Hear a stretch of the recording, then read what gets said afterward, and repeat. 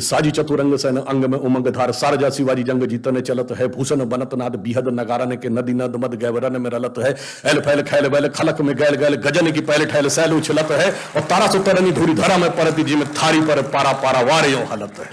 अब बताइए इससे बढ़िया रैप मिलेगा कहीं? इससे ज्यादा टंग ट्विस्टर कोई मिलेगा कहीं? इससे ज्यादा राष्ट्रवाद की प्रेरणा मिलेगी कहीं? इससे ज्यादा उत्साह मिलेगा? उसकी बजाय अंग्रेजी के आतुकांत शब्दों को जोड़कर रैप बनाते हो। मेरे भाई, भाषा की महानता देखो, संस्कृति की विराटता देखो, उसके अंदर मिलती हुई प्रेरणा देखिए, तो सारी की सारी चीजें आपको एक साथ नजर आती हैं। इसलिए मैं अंत में यह कहना चाहता हूं, फिर भी कुछ चीजें बहुत ध्यान रखने की होती हैं। जानते हैं क्या होता है? हमारे सारे धर्म ग्रंथ कुछ प्रेरणा देते हैं। जब माता सीता का हरण करने के लिए रावण आया था तो आसुरी वेश में आया था क्या? साधु का वेश बना के आया था। तो अक्सर आसुरी शक्तियां साधु का आवरण ओढ़ के आती हैं। वो अपने को कहती हैं हम लिबरल हैं, ह्यूमनिस्ट हैं, हम तो ओपननेस की बात करते हैं, फ्रीडम ऑफ स्पीच की बात करते हैं। और इतनी मजेदार बात यह है कि इसमें सबसे ज्यादा जानते हैं कौन सी दो शक्तियां एक हो जाती हैं जो सीए के आंदोलन से आते हैं? देखो, लेफ्ट लिबरल कम्युनिस्ट और कम्युनिस्ट और फंडामेंटलिस्ट मुस्लिम। और मजे की बात यह है कि आप दुनिया में एक कम्युनिस्ट देश बताइए जहां तोप लगा के मस्जिदें न उड़ाई गई, चाहे रशिया हो या चाइना। और एक मुस्लिम देश बता दीजिए जहां कम्युनिस्ट पार्टी प्रतिबंधित ना हो। आजा चलिए, एक कम्युनिस्ट देश बताइए जहां फ्रीडम ऑफ स्पीच हो, और एक मुस्लिम देश बताइए जहां फ्रीडम ऑफ स्पीच हो। तो गजब है साहब। पूरी दुनिया में जो एंटीथीसिस है फ्रीडम ऑफ स्पीच और लिबरलिज्म के, और इतना ही नहीं, एक दूसरे से ऐसे दुश्मनी है, मतलब उसको शब्दशः न लिया जाए, मैं प्रतीक में कह रहा हूं, सांप नेवले की लड़ाई है।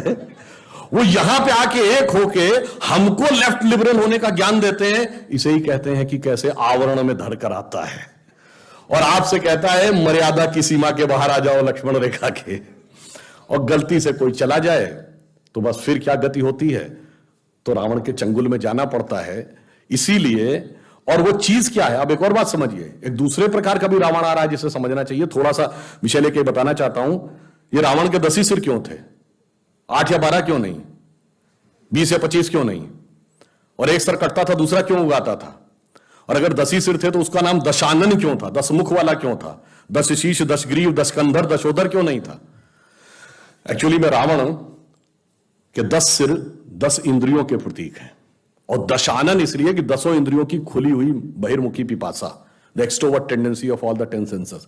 एक सर कटेगा, दूसरा उगाएगा। इसका अर्थ क्या हुआ कि एक किसी इंद्रिय की इच्छा पूरी करो, immediately it will replace by other, even God can not stop it. इसलिए यानी क्या है? वही जो आजकल कंज्यूमरिज्म, मार्केटिज्म बच्चों को पढ़ा रहा, दिल मांगे मोर और चाहिए, हर गाड़ी भी चाहिए, ये भी चाहिए, तो 3 प्रकार की ड्रेसेस चाहिए, 6 प्रकार की स्ट्रिप्स चाहिए, जूते अलग प्रकार के चाहिए, फिर ये भी खाने में चाहिए, 56 प्रकार की आइसक्रीम चाहिए, वगैरह वगैरह।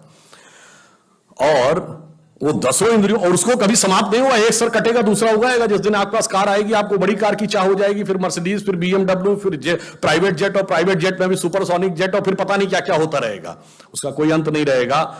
तो आखिर में उसको समाप्त कौन करेगा? धर्म की स्थापना कैसे होगी? राम समाप्त करेंगे। राम शब्द का अर्थ है रमन्ते इति रामा। रम शब्द का अर्थ होता है रमना, किसी में सेटिल होना, रमणीक स्थान, रमता जोगी। रमन्ते इति रामा वह तत्व जिसमें सारा संसार सेटिल्ड है, the element in which the entire universe is beheld. वो एब्सोल्यूट एलिमेंट है राम। और राम के पिता कौन है? दशरथ। जब 10 इंद्रियों को रथ लेंगे तो हृदय में वो एलिमेंट पैदा होगा जो 10 इंद्रियों की बहिर्मुखी पिपासा को नष्ट करेगा। तो रावण कई प्रकार से आ रहा है, वो लेफ्ट लिबरल बन के भी आ रहा है, और वो बन के, और देखिए कितनी मजेदार बात है, महिला एक्टिविस्ट जो लेफ्ट लिबरल थी, जो मिनी स्कर्ट पहनने को लेकर तो बहुत आक्रामक हो जाती थी, और वही हिजाब के साथ खड़ी थी, बुर्के के साथ। मतलब इससे बड़ा आप डाइकोटोमी ऑफ द कैरेक्टर नहीं देख सकते। और इतना ही नहीं, वो ट्रिपल तलाक और हलाला के भी पक्ष में खड़ी हुई थी। इससे ज्यादा आप मजाक क्या समझ सकते हैं कि इसका मतलब उनका किसी भी प्रकार से कोई लेना देना नहीं था किसी भी चीज से, केवल उनको एक धर्म संस्कृति के बारे में बात करे वो करनी थी, इसलिए मैं कहता हूं उस रावण को समझिए भली भांति और उसका प्रतिकार करने के लिए सूक्ष्म दृष्टि देखिए और अपनी लक्ष्मण की मर्यादा रेखा न लांघिए, क्योंकि रावण आजकल जानते किस रूप में आ रहा है कि वेश वाणी तत्व दर्शन दूसरों का यह सभी ले, विकृति को हम ग्रहण करते निज प्रकृति को आज भूले। हो गए हैं स्वप्न सब साकार कैसे मान ले हैं, संगा गीत था, टल गया सर से व्यथा का भार कैसे मान ले हम। तो समझिए वो उस रूप में आ रहा है। और फिर अंत में कहता हूं मगर अब जरा गौर से देखिए ये देश जा कहां रहा है। 2 मिनट और लेता हूं। जिसको लोग कहते हैं ना ये तो बड़ा एक्सट्रीम राइट विंग आइडिया है, वो एक्सट्रीम राइट विंग की डेफिनेशन हर 20 साल में बदल जाती है और वो राइट विंग अब सेंट्रिस्ट आइडिया हो जाता है। उसकी शुरुआत यहीं से हुई थी। 1905 में जब लोकमान्य तिलक ने पूर्ण स्वराज की बात कही थी तो उनको क्या कहा गया था? Right wing fundamentalist. ये क्या बात कर रहे हैं? अरे भाई वायसराय की एग्जीक्यूटिव काउंसिल में कंसेशंस की बात थी, पूर्ण स्वराज की बात कहां से ले आए? ये तो एक्सट्रीम राइट विंग आइडिया है। लोगों ने कहा ये हो ही नहीं सकता, ये असंभव है। अरे अंग्रेज के राज में सूरज नहीं डूबता है। ये 1905 का दशक था। आपने देखा 20 साल गुजरे, तिलक के मित्र गोखले, गोखले के शिष्य Gandhi, the movement for Swaraj has become a reality. यानी जो राइट विंग आइडिया था वो अब मॉडरेट एंड एक्सेप्टेड आइडिया हो गया। अब वहां राइट विंग कौन थे? कांग्रेस के अंदर का जिसको हिंदू एलिमेंट कहा जाता था या हिंदूवादी विचारधारा के नेता कहे जाते थे, सरदार पटेल, के.एम. मुंशी, राजेंद्र प्रसाद, सी राजगोपालाचारी, पुरुषोत्तम दास टंडन, मदन मोहन मालवीय। और 20 साल गुजरे, 47 स्वतंत्रता के बाद ये सब सरकार के हिस्से हो गए। अब ये एक्सेप्टेबल हो गया राइट विंग। अब राइट विंग का प्रतीक कौन था? श्यामा प्रसाद मुखर्जी, दीनदयाल उपाध्याय, जो सांस्कृतिक राष्ट्रवाद की बात कर रहे हैं 50 के दशक में। और 20 साल गुजरे। याद करिए 60 के दशक का अंत होते होते पुराने लोगों को याद होगा कि लोहिया जी और दीनदयाल जी के बारे में कहा जाए, दीनदयाल जी ने कहा लोहिया जी राष्ट्रवादी समाजवादी हैं और लोहिया जी ने कहा दीनदयाल जी समाजवादी राष्ट्रवादी हैं। और हमारी संयुक्त विधायक दल की सरकारें बन गई कई राज्यों में। अब वो extreme right wing idea moderate and accepted हो गया। अब 70 के दशक में राइट विंग का प्रतीक कौन था? अटल बिहारी वाजपेयी, हिंदू तन मन हिंदू जीवन रग रग हिंदू मेरा परिचय। और 20 साल गुजरे, 90 का दशक, अब अटल जी एक्सेप्टेबल थे, अब अडवाणी जी राइट विंग थे। सौगंध राम की खाते हैं मंदिर वही बनाएंगे कह रहे हैं, बताइए कैसे हो सकता है? और 20 साल गुजरे, 2010 का दशक, अब अडवाणी जी स्वीकार थे, मोदी जी राइट विंग है।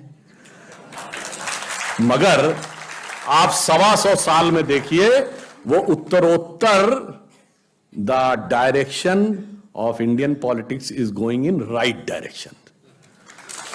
इसलिए आप यह विश्वास रखिए कि नियति ने तय कर रखा है कि अगले 20 साल बाद क्या होने जा रहा है। इसमें कोई संशय मत रखिएगा। जिन्होंने इस देश की सबसे पुरानी पार्टी, जिसपे मैं मजाक में कहना चाहूंगा, जो ग्रैंड ओल्ड पार्टी कहती थी, घर में जो चीजें बहुत पुराने हो जाते हैं तो कहते हैं भाई ये पुराने हो गए कपड़े, पुराने, फिर कहते हैं बहुत पुराने हो गए, फिर अगली स्टेज होती पुराने धुराने हो गए, फिर होता है कि फटे पुराने हो गए।